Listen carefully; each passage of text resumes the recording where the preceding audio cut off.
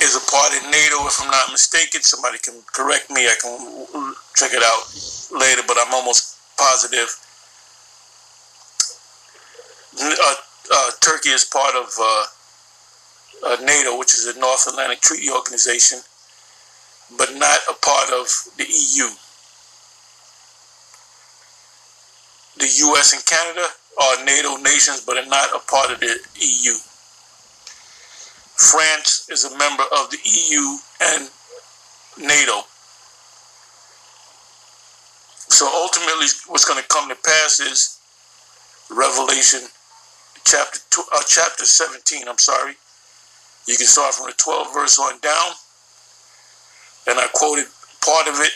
I believe that was the 14th verse.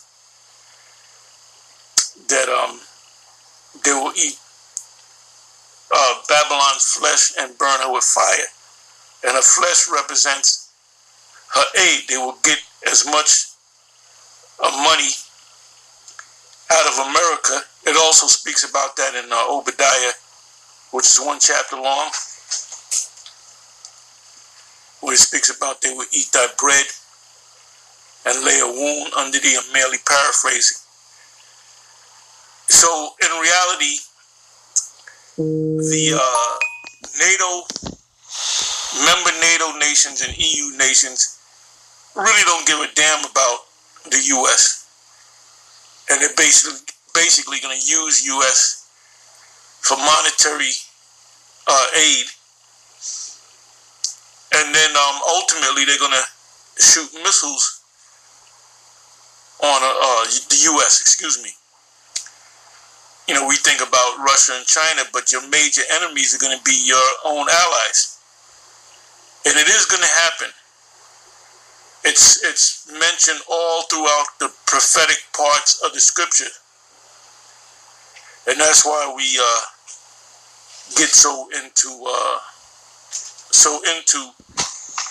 prophecies.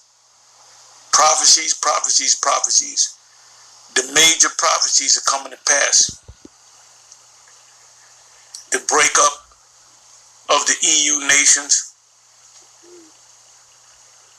the charagma.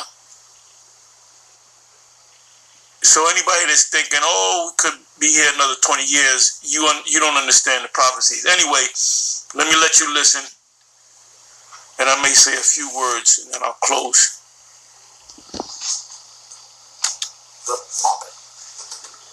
All the major powers of the world have a duty, in my view, to carefully manage their relationships. We are not seeking